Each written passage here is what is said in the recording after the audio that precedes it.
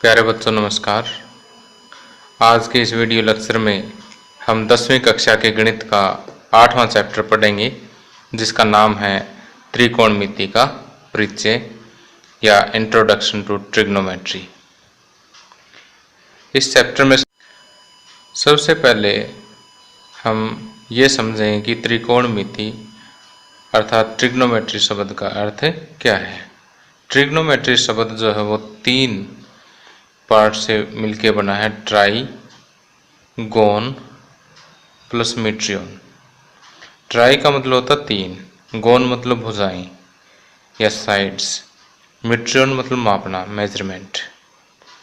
तो यहाँ से हम ये कह सकते हैं कि त्रिकोणमिति या ट्रिग्नोमेट्री जो है एक त्रिभुज की भुजाओं और उसके कोणों के बीच संबंधों का अध्ययन है।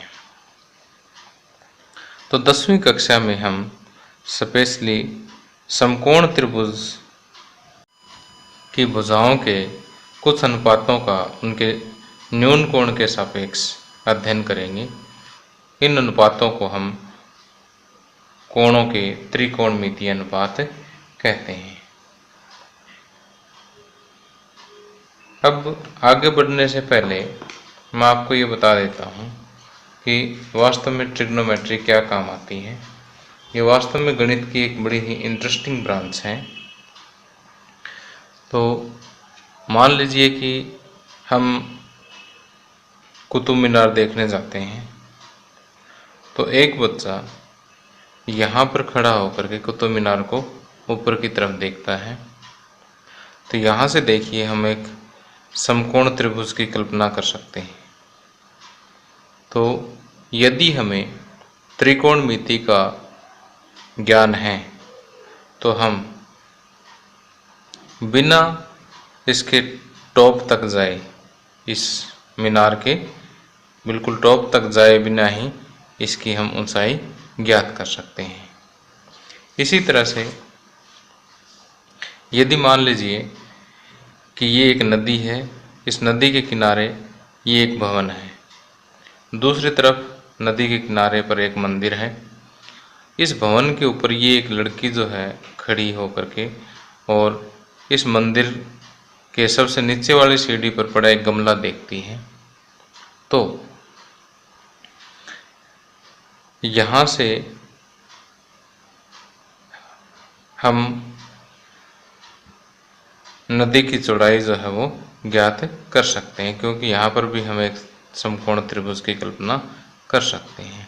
तो इस तरह की जो है कुछ एक इंटरेस्टिंग जो समस्याएं जो है वो हम यहाँ पर हल त्रिकोणमिति की हेल्प से कर सकते हैं। अब आइए समझते हैं कि कोणों का त्रिकोणमितीय अनुपात क्या होता है।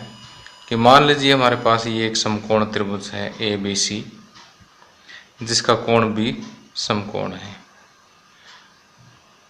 तो जो समकोण जो होता है उसके सामने वाली जो भुजा है उसे हिंदी में कर्ण और इंग्लिश में हाइपोटेन्यूज बोलते हैं। अब देखिए, यदि हम त्रिकोणमितीय अनुपात कोण A के सापेक्ष में लेते हैं तो ये जो भुजा AB है ये आधार कहलाती है और A के सामने वाली जो भुजा है ये लंब कहलाती है।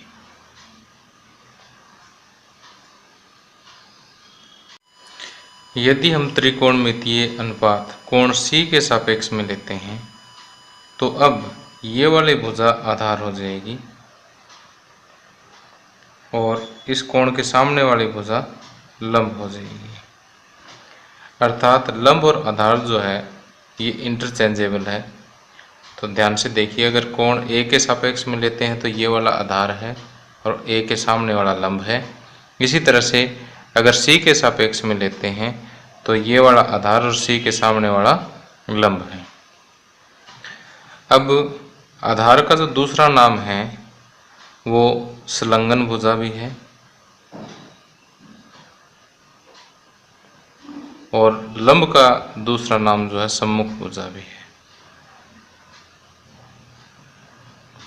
अब देखिए संलग्न और सम्मुख जो है एक जैसे से नाम है, इसमें कन्फ्यूज़न ज़्यादा होती है स्टूडेंट्स को, इसलिए मैं ट्रिग्नोमेट्री के जो अनुपात है, त्रिकोणमितीय अनुपात जो है, ट्रिग्नोमेट्रिक रेशियो जिसको हम इंग्लिश में बोलते हैं, ये लंब और आधार के द्वारा ही समझाता हूँ। इंग्लिश में इसको परपेंडिकुलर और इसे बेस बोलते हैं। आधार बेस और लंब जो है वो परपेंडिकुलर है।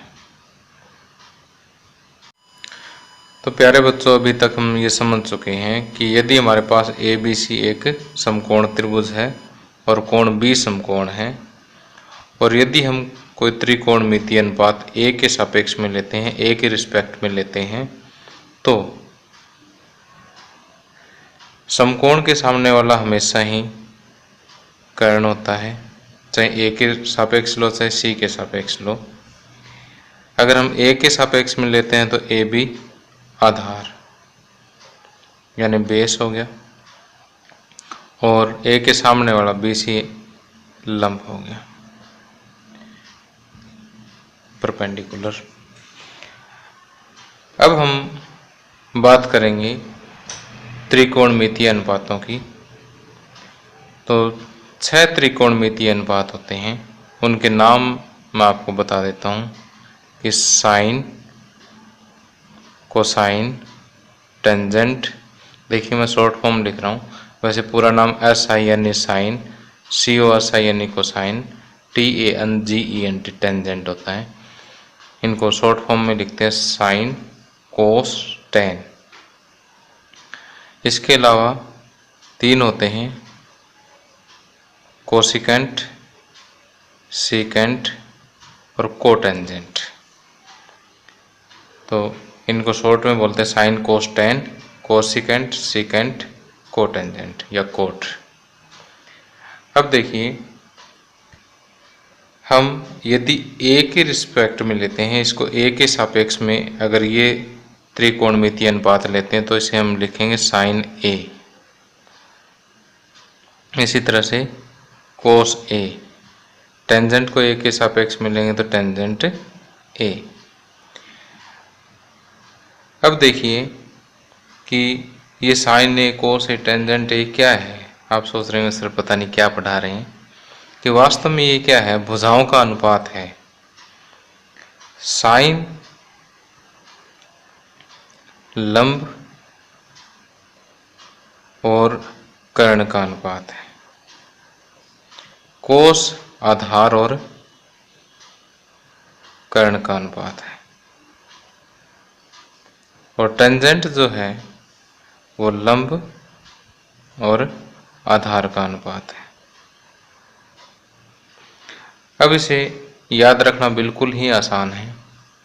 याद रखने के लिए हम एक वर्ड याद रखेंगे, ल आ ल वटे क आ, लाल वटे कक्का।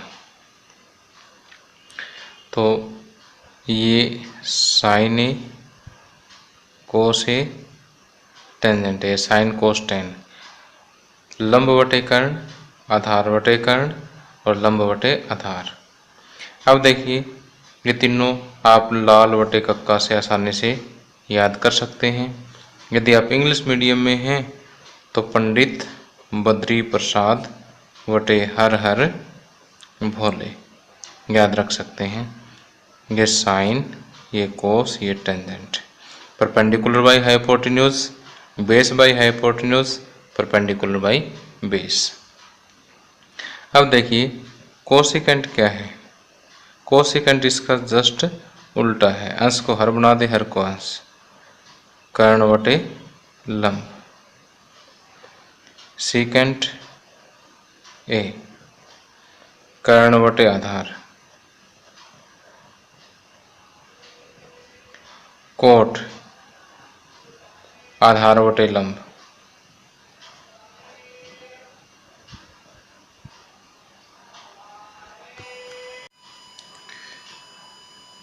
अब देखिए कि कुछ एक स्टूडेंट ये सोचते होंगे कि सर हमें लंब और आधार करके यहाँ पर पढ़ा रहे हैं और हमारी बुक में जो है सम्मुख भुजा और संलग्न भुजा लिखी हुई है। तो वास्तव में जब भी हम कोई भी सम सोल्व करेंगे वहाँ तो न तो आपको लंब कर्ण या आधार कर्ण वगैरह लिखना है, न ही सम्मुख भुजा, संलग्न भुजा, न अपोजिट साइड और एडजेसेंट साइड, कुछ नहीं लिखना है ऐसा। उसमें वास्तव में आपको क्या लिखना है कि जैसे साइन ए आपने सोचना लंब बटे कर्ण है तो BC/AC लिखना है।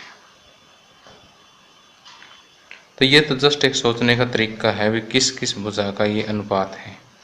इसी तरह से अगर हम cos A लिखेंगे तो AB/AC लिखेंगे।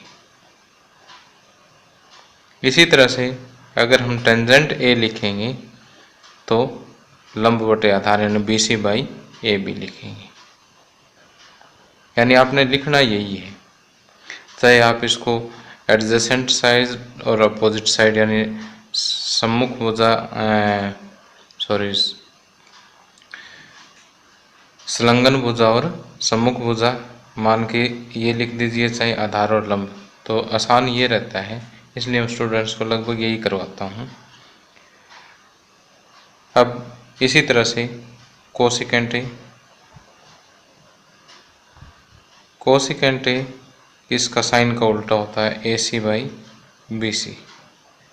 सीकेंट ए कोस ए का उल्टा होता है AC/AB।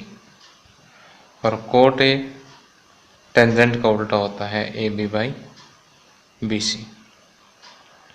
अब देखिए हम बात करेंगे कि कोण C के सापेक्ष त्रिकोणमितीय अनुपात क्या होंगे।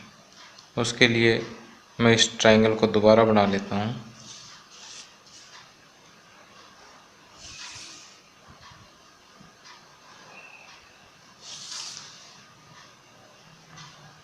ABC। अब इस कोण के सापेक्ष हमें लेना है, तो यहाँ पर ये आधार हो गया और इसके सामने वाला लंब यानी परपेंडिकुलर हो गया और ये बेस हो गया, और समकोण के सामने वाला हमेशा कर्ण या हाइपोटेन्यूज होता ही है।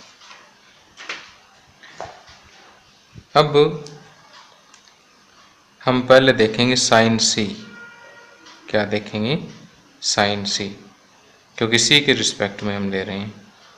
साइन हमें पता है क्या होता है, लंब बटे कर्ण होता है, तो लंब बटे कर्ण इस केस में AB/AC हो जाएगा। इसी तरह से कोस C, कोस आधार बटे कर्ण होता है। कोस क्या होता है? आधार बटे कर्ण यानी BC/AC।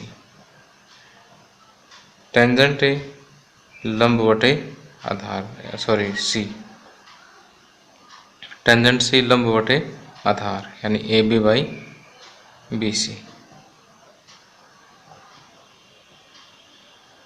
तो यहाँ से देखिए कि जैसे हमने एंगल चेंज कर दिया तो आगे रेशियो की वैल्यू भी चेंज होगी, कि जैसे यहाँ साइन A BC/AC है और यहाँ साइन C जो है वो AB/AC है। तो क्योंकि एंगल जो जिसके सापेक्ष में हम ले रहे हैं वो चेंज करते ही लंब और आधार क्या हो जाते हैं, इंटरचेंज हो जाते हैं, तो उसी हिसाब से आगे जो रेशियो है वो भी, अनुपात जो है वो भी चेंज हो जाएगा।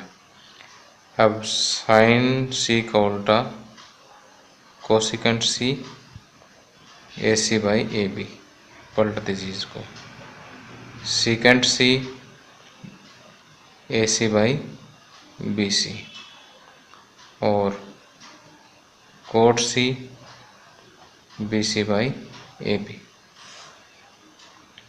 तो देखिए कुल मिला के हमारे पास 6 अनुपात है, साइन कोस टेन। याद रख सकते हैं लय आ लय बटे क आ, लंब बटे कर्ण, आधार बटे कर्ण, लंब बटे आधार। बाकी 3 इनका उल्टा, कर्ण बटे लंब, कर्ण बटे आधार, आधार बटे लंब। अब वैल्यूज लिखना आसान है कि अगर A के सापेक्ष में ले रहे हो तो लंब का नाम क्या है BC, कर्ण का नाम क्या है AC, तो BC/AC। कोस ए ले रहे हो तो आधार बटे कर्ण, आधार ए बी, कर्ण A C, A B by A C. इसी तरह से टेंजेंट, बाकी सारे आप लिख सकते हैं। थोड़ा सा आप प्रैक्टिस करें, 2 मिनट में याद ही हो जाएंगे सारे ये। अब आइए, इतना समझने के बाद हम इस चैप्टर के एग्जाम्पल हल करते हैं, उसके बाद एक्सरसाइज सोल्व करेंगे।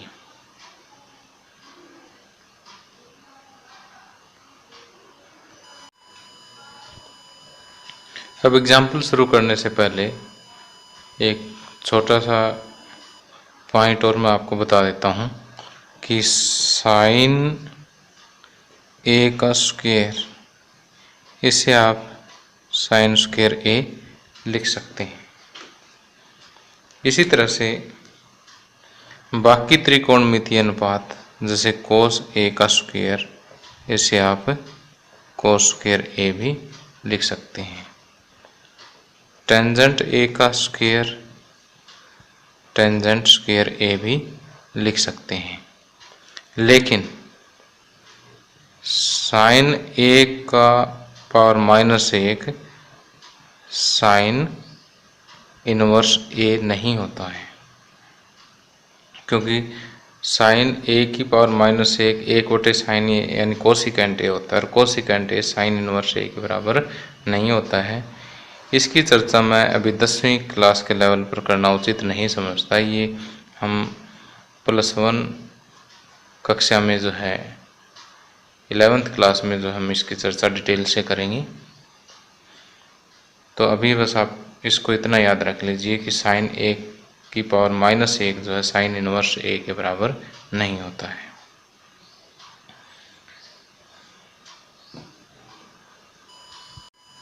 अब एनसीईआरटी बुक का उदाहरण नंबर 1, यदि टेंजेंट ए बराबर 4/3 तो कोण ए के अन्य त्रिकोणमितीय अनुपात ज्ञात कीजिए। अब देखिए कि ये तो आपको याद हो गया कि साइन, कोस, टेंजेंट, ल आ ल बटे क आ। तो टेंजेंट क्या हो गया, लंब बटे आधार हो गया। तो लंब और आधार का जो अनुपात है वो कितना है, 4:3 है। कहने का अर्थ ये है कि अगर ये 4 है तो ये 3 है, और ये 4 का डबल है तो ये 3 का डबल, यानी ये 8 है तो ये 6 हो जाएगा। और अगर ये 4 का 3 गुना है तो ये भी 3 का 3 गुना हो जाएगा, यानी अनुपात बराबर रहेगा। तो हम एक जनरल ले लेते हैं कि अगर ये 4 का k गुना है तो ये 3 का k गुना है। तो यहाँ पर हम लंब को ले लेते हैं 4 के और आधार को ले लेते हैं 3 के।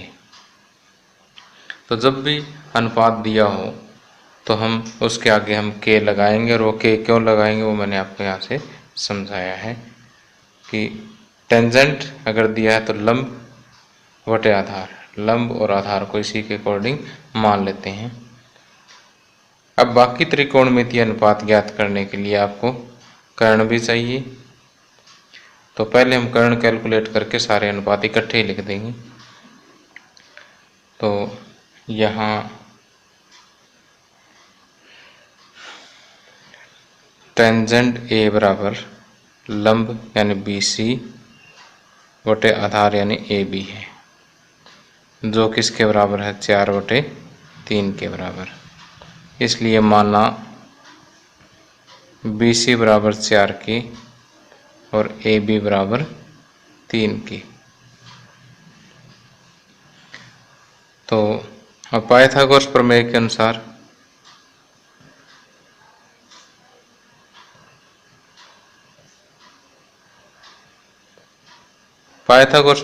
अनुसार कर्ण का वर्ग किसके बराबर होता है, लंब का वर्ग प्लस आधार का वर्ग। तो BC कितना आ गया, 4 के यानी 4 का स्क्वायर प्लस AB 3 का स्क्वायर, ये 16 स्क्वायर प्लस 9 स्क्वायर। और यहाँ से अब देखिए AC क्या हो जाएगा, AC जो है वो 16k² प्लस 9k² का रूट हो जाएगा, क्योंकि स्क्वायर हटाएंगे तो राइट हैंड साइड में रूट लग जाएगा। अब 16 प्लस 9 25k², 25 का वर्गमूल 5 और k का वर्गमूल k² का वर्गमूल k हो गया। तो ये प्लस माइनस 5k आता है, लेकिन त्रिभुज की भुजाएं माइनस में नहीं होती, इसलिए इसको हम 5k लेते हैं। अब देखिए त्रिभुज की तीनों भुजाएं हमारे पास आ गई हैं, तो a के सापेक्ष में हम बाकी और त्रिकोणमितीय अनुपात लिखेंगे। तो साइन a, सोचिए आप इस ढंग से कि लंब बटे कर्ण लिखेंगे इस ढंग से BC/AC, 4k/5k यानी 4/5k से k कैंसिल हो जाएगा। इसी तरह से कोस A, आधार बटे कर्ण, आधार क्या है AB, कर्ण क्या है AC, यानी 3k/5k यानी 3/5। चाहे तो आप एक स्टेप और भी कर सकते हैं, जैसे 4k/5k 4/5, ये 3k/5k 3/5। टेंजेंट हमें दिया है ही, और बाकी साइन A का उल्टा होता है कोसिकेंट A, ये 5/4 हो जाएगा। कोस A का उल्टा सीकेंट A, ये 5/3 हो जाएगा। और टेंजेंट A का उल्टा कोटेंजेंट A, जो कि 3/4 हो जाएगा। ये आंसर आ गया। तो इस तरह से यदि हमें किसी भी एक त्रिकोणमितीय अनुपात अगर हमें त्रिभुज में दिया हुआ है,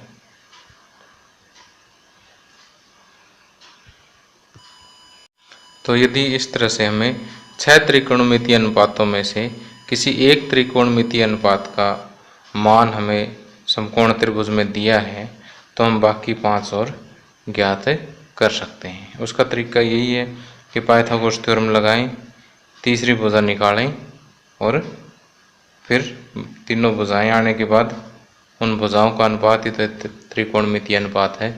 फार्मूले हमें याद है ही, बस लिख दें।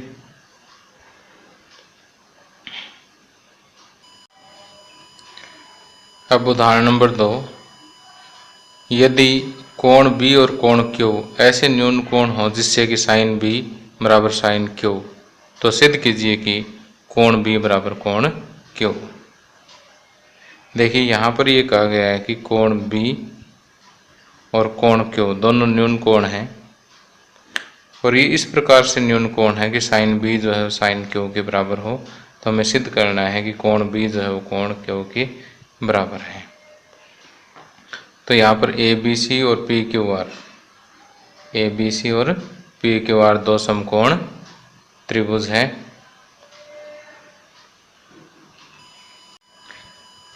अब हमें त्रिभुज ABC और PQR में ये सिद्ध करना है कि कोण B जो है वो कोण Q के बराबर है। और ये हम किस तरह से सिद्ध कर सकते हैं कि यदि हम इन दोनों त्रिभुजों को समरूप त्रिभुज सिद्ध कर दें, तो कोण B जो है वो कोण Q के बराबर ऑटोमेटिक सिद्ध हो जाएगा, क्योंकि समरूप त्रिभुजों के संगत भाग हमेशा बराबर होते हैं। तो इनको समरूप सिद्ध करने के लिए हम एक समरूपता का भुजा नियम जो है वो सिद्ध करेंगे कि AC/PR बराबर है AB/PQ बराबर BC/QR। अगर हम ये चीज़ सिद्ध कर देते हैं तो इसका मतलब ये दोनों त्रिभुजें क्या है, समरूप हैं, और ये समरूप है तो इनके संगत कोण यानी कोण B जो है कोण Q के बराबर है। तब हमारा टारगेट जो है वो ये चीज़ सिद्ध करने में होगा।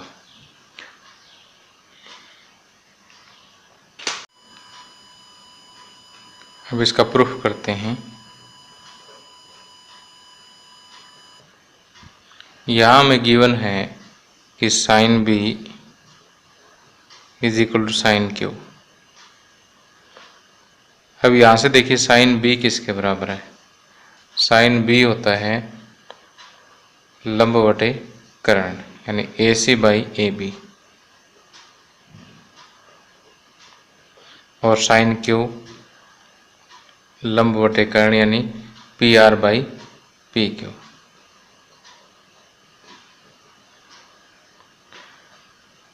अब यहाँ से ए सी पी आर को आप इधर नीचे ले आए और ए बी को इधर ले जाएं, यानी ए बी और पी आर इंटरचेंज कर दिया हमने बाई पी क्यू। तो अगर हम इस इक्वेशन को देखें तो यहाँ से जो हमें प्रूव करना है भुजा भुजा भुजा सर्वांग समरूपता नियम, उसके दो पार्ट, पहले दो पार्ट जो है सिद्ध हो चुके हैं। तो तीसरा पार्ट यानी B C by Q R हमें अब इनके बराबर ही सिद्ध करना है। इनके बराबर सिद्ध करने के लिए इसे मैं k मान लेता हूँ। अगर इसे हम k मानेंगे तो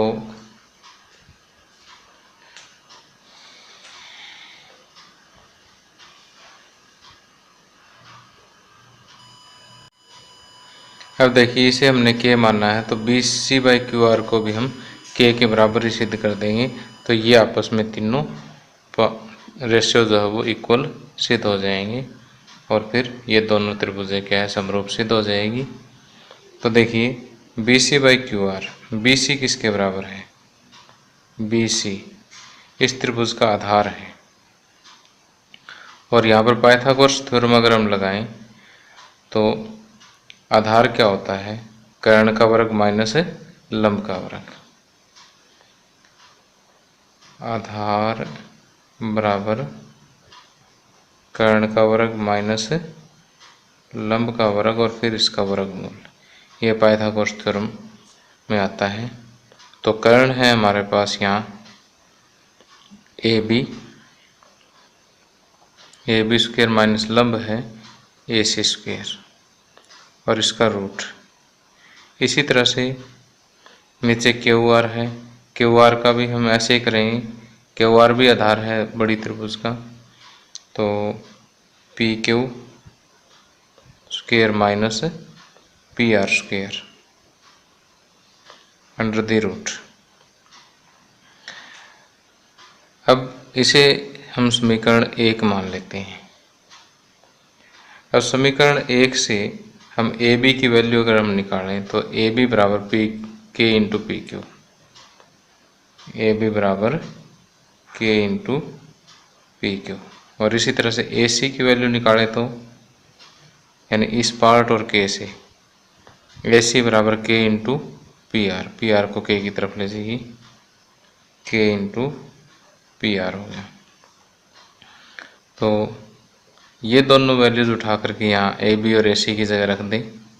ए बी को मैं लिखूँगा के इंटू पी क्यू का स्क्वायर माइनस ए सी को लिखूँगा के इंटू पी आर का स्क्वायर, नीचे P Q square minus P R square, ऊपर भी रूट है नीचे भी रूट है।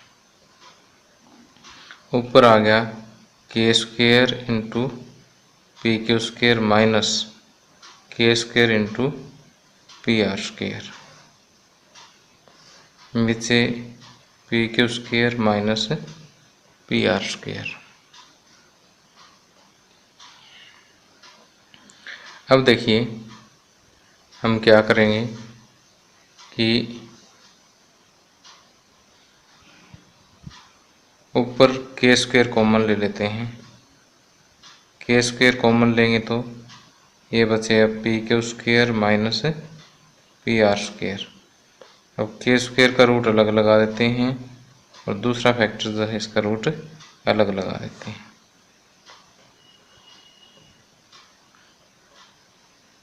नीचे वाला एज इट इज लिख देते हैं। अब देखिए नीचे P Q square minus P R square है, ऊपर भी P Q square minus P R square है। तो ये दोनों गुणनखंड आपस में कैंसिल हो जाएंगे।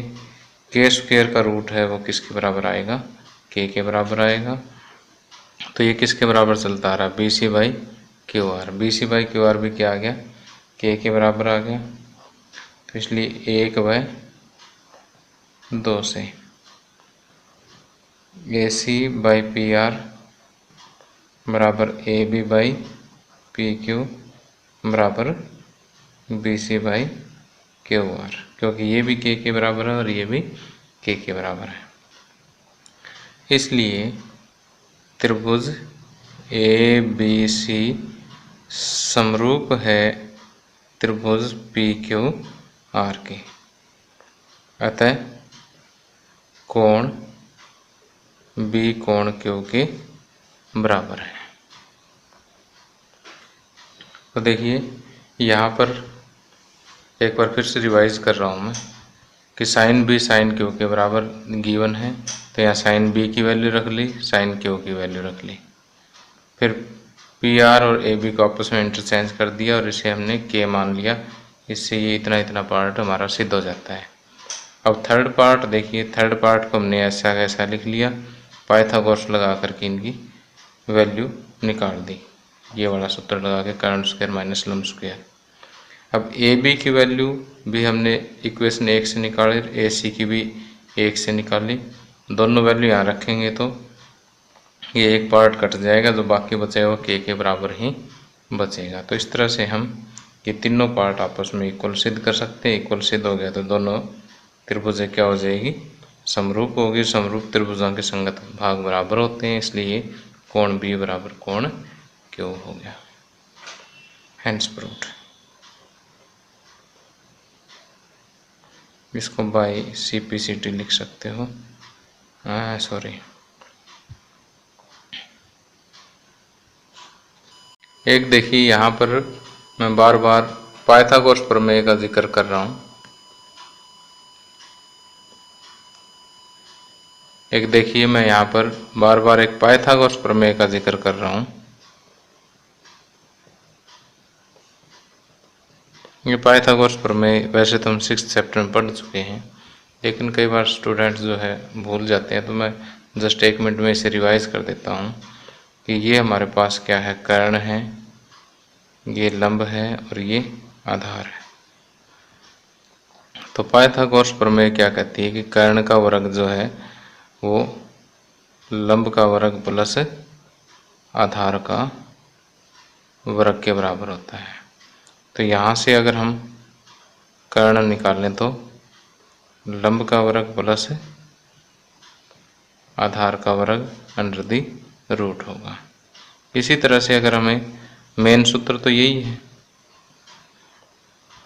तो यहाँ से अगर हमें लंब का वर्ग निकालना पड़ जाए तो कर्ण का वर्ग माइनस आधार का वर्ग, और इसी तरह से अगर हमें आधार का वर्ग निकालना पड़ जाए तो लंब को लेफ्ट में ले जाइए, कर्ण का वर्ग माइनस आधार निकालना तो लंब का वर्ग माइनस कर दीजिए, और अगर आप यहाँ से स्क्वायर हटाते हैं तो इधर क्या लग जाएगा, रूट लग जाएगा।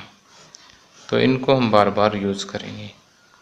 और वो मैंने आपको पहले बताया था कि क्वेश्चन सॉल्व करते टाइम लंब या आधार हमें लिखना नहीं है।